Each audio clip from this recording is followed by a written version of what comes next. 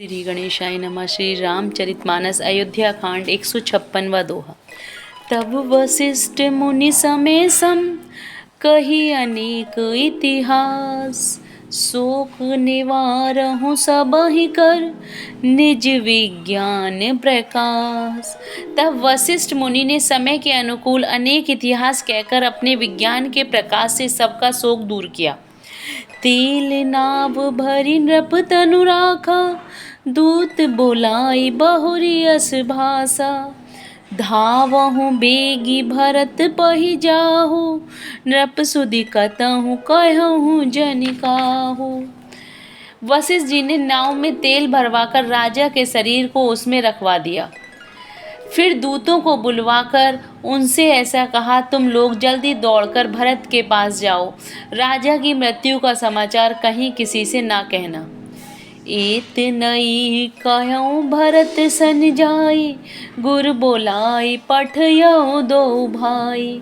सुनि मुनि आय सुधावन धाई, चले वेग बर बाजी लजाए। जाकर भरत से इतना ही कहना कि दोनों भाइयों को गुरुजी ने बुलवा भेजा है। मुनि की आज्ञा सुनकर धावन दौड़े। वे अपने बेग से उत्तम घोड़ों को भी लजाते हुए चले। अनरथु अवध आरंभ जब ते, कुसगुन होई भरत कहूँ तब ते। देखहि राति भयानक सपना, जागी करहि कटु कोटि कल्पना। जब से अयोध्या में अनर्थ प्रारंभ हुआ तभी से भरत जी को अपशकुन होने लगे। वे रात को भयंकर स्वप्न देखते थे और जागने पर करोड़ों तरह की बुरी बुरी कल्पनाएं किया करते थे। विप्र जेवाई देहि दिन दाना, शिव अभिषेक करहि विधि नाना। मांगहि हृदय महेश मनाई, कुशल मातु पितु परिजन भाई। अनिष्ट शांति के लिए वे प्रतिदिन ब्राह्मणों को भोजन कराकर दान देते थे। अनेकों विधियों से रुद्र अभिषेक करते थे। महादेव जी को हृदय में मनाकर उनसे माता पिता, कुटुंबी और भाइयों का कुशल क्षेम मांगते थे। 157वां दोहा। एहि विधि सोचत भरत मन, धावन पहुँचे आए। गुरु अनुशासन श्रवण सुनी, चले गणेश मनाई। भरत जी इस प्रकार मन में चिंता कर रहे थे कि दूत आ पहुँचे। गुरु जी की आज्ञा कानों से सुनते ही वे गणेश जी को मनाकर चल पड़े। चले समीर बेग है हाके, नागद सरित सैल बन बाके। हृदय सोच बड़ कछु न सोहाई, अस जानहि जिय जाओ उड़ाई। हवा के समान बेग वाले घोड़ों को हाँकते हुए वे विकट नदी, पहाड़ तथा जंगलों को लांघते हुए चले। उनके हृदय में बड़ा सोच था, कुछ सुहाता ना था। मन में ऐसा सोचते थे कि उड़कर पहुंच जाऊं। एक निमेष बरस समझाई, एहि विधि भरत नगर नियराई। असगुन होई नगर पैठारा, रटहि कुभांति कुखेत करारा।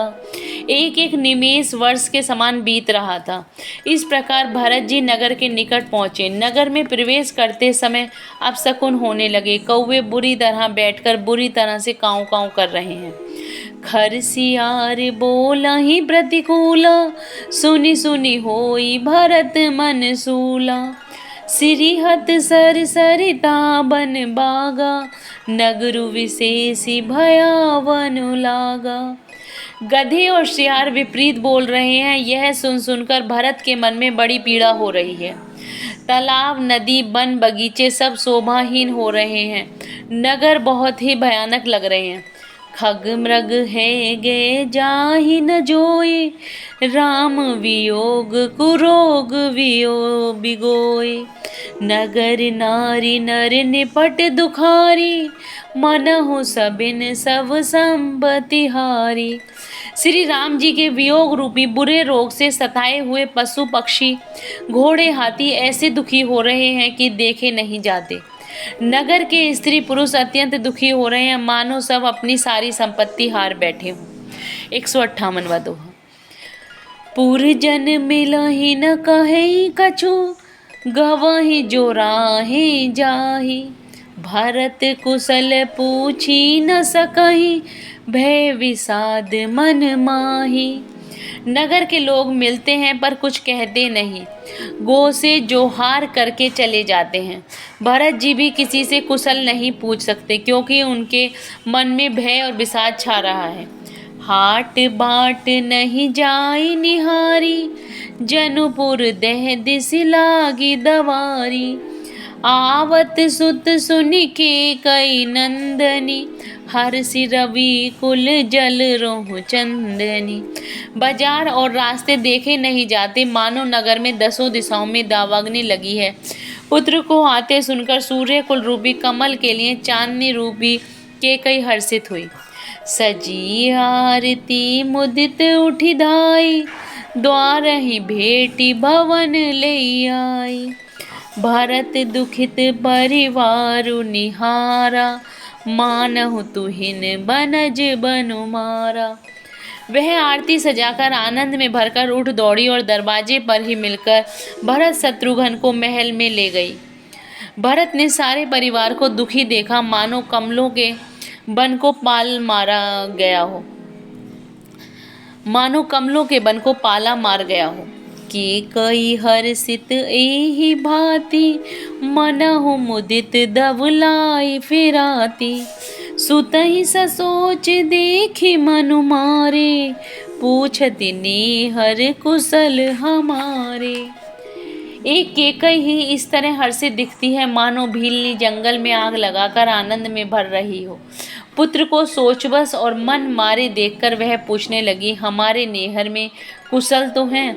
सकल कुशल कही भरत सुनाई, पूछी निज कुल कुशल भलाई।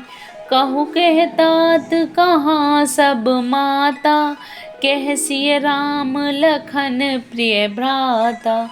भरत जी ने सब कुशल कह सुनाई, फिर अपने कुल की कुशल क्षेम पूछी। भरत जी ने कहा, कहो पिताजी कहाँ हैं, मेरी सब माताएं कहाँ हैं, सीता जी और मेरे प्यारे भाई राम लक्ष्मण कहाँ हैं।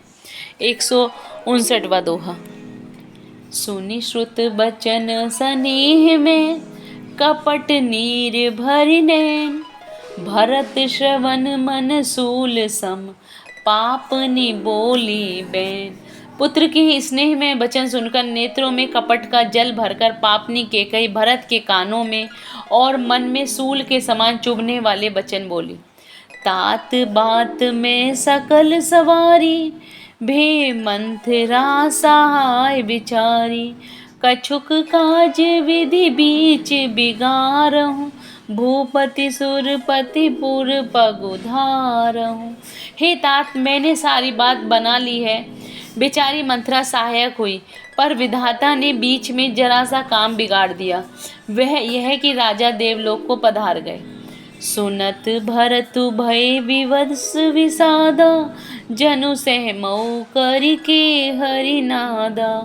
तात तात हाँ तात पुकारी, परे भूमि तल व्याकुल भारी।